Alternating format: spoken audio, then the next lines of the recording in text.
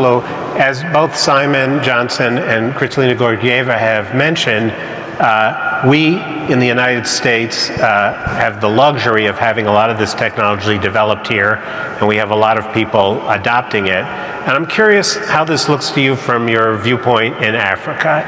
Is AI making a difference now? How big a potential do you think it has to solve some of the problems and lift the growth of African economies? And also compliments on the socks.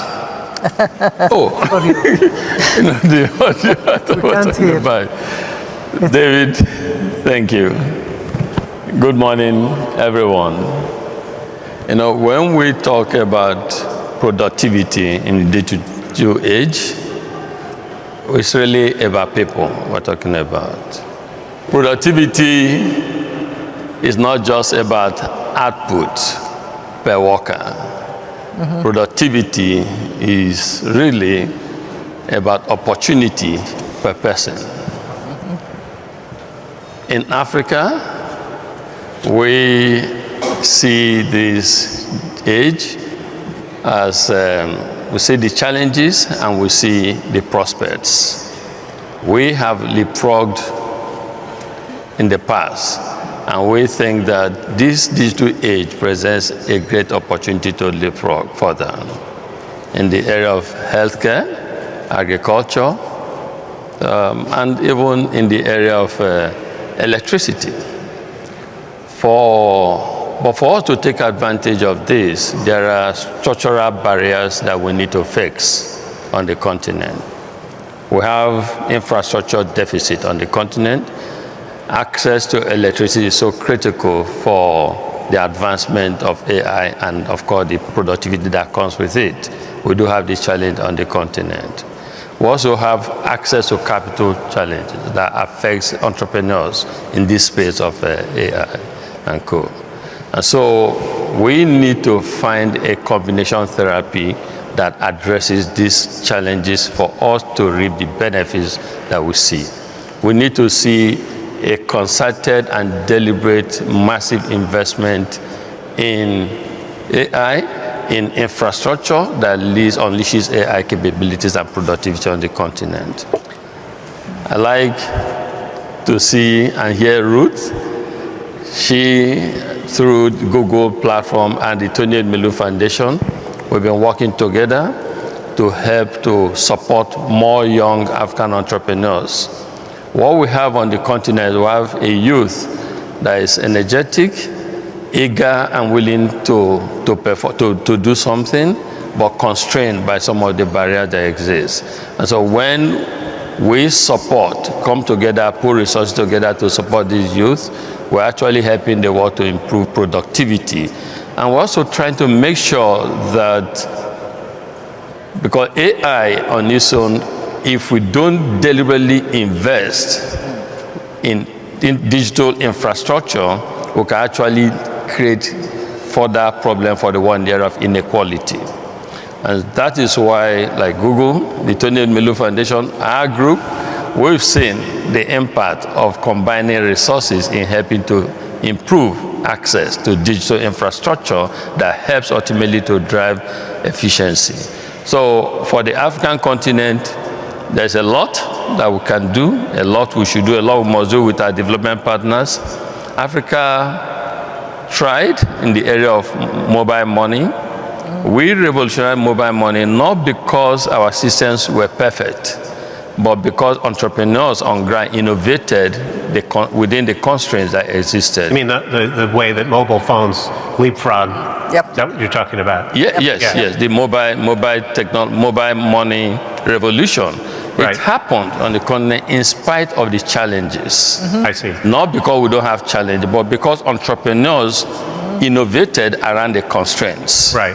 And so when this kind of opportunity, I like to use it to call on everyone, public, private, development partners, big technology companies, institutions like the IMF and co. Let's work together to ensure that AI and its productivity enhancement and efficiency works for all. And that AI and productivity in the 21st century helps to democratize prosperity and not just there for a few to benefit from. Right. So you referred to this, but I wonder if you could elaborate a little bit. So obviously public resources in many countries are limited. And so there's a role for the private sector here. But as the managing director suggested, there's also a role for regulation and ethics. So I wonder how you think about organizing these public-private partnerships so that they have widespread social benefits and are not just a way for people who already have money to make more of it. So a couple of points. First is to talk about the situation in Africa now. Over 50% of the population do not have access to electricity. We have young demographic. About 60% of the population under the age of 30. And they are quite creative, energetic, and want to contribute their own part to the development of the continent. But there's significant capital constraints. There is significant infrastructure, digital infrastructure deficit. And so where do you start from? And that is where public-private partnership becomes very important. We need to attract and mobilize massive capital and investment to help address this deficit that we have on the continent. It is estimated, we're actually launching a white paper tomorrow, United Bank for Africa here. It's estimated that we have over $4 trillion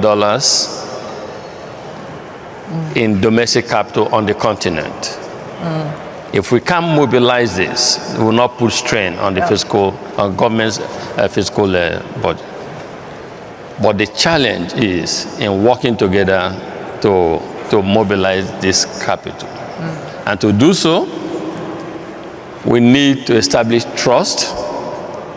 We need to establish accountability. We need to make sure that the domestic savings and capital mobilization on the continent is actually working for its people and channeling that resources in the required area. If we would fix improvement in access to electricity, then we'd have to a large extent dealt with the issue of productivity, dealt with the issue of youth employment and engagement, and be able to support even the rest of the world. But a few more things have to happen. I've heard about governance and ethics in this space. We must know that inclusion is not automatic.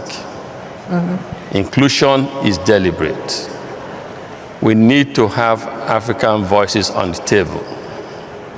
And we must understand that digital inclusion in the 21st century is economic inclusion.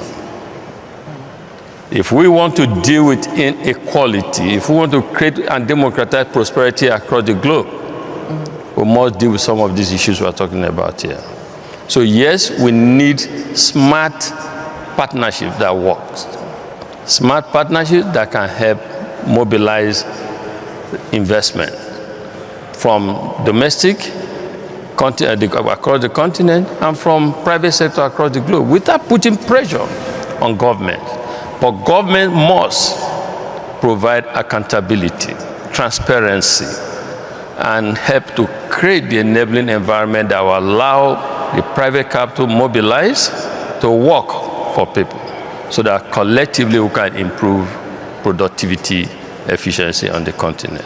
So Ruth, everybody wants to weigh in. Tony Elumelu, you have 60 seconds. Okay, thanks, David. I thought this was such a great platform that I should use to say something very important, given the geography that I advocate for. One is that digital transformation must not only lead to productivity efficiency, it must also help to democratize prosperity. Right, democratize prosperity. In a continent like Africa, you can't democratize prosperity if you don't address the demographic, the youth demographic. Right. And to do so, and by the way, they don't ask for sympathy. They don't ask for handout. They just want to have systems that work. Right. And for systems to work, we need everyone working together to achieve this. Right. Thank you. No, one second. And finally, I was warned about this with you.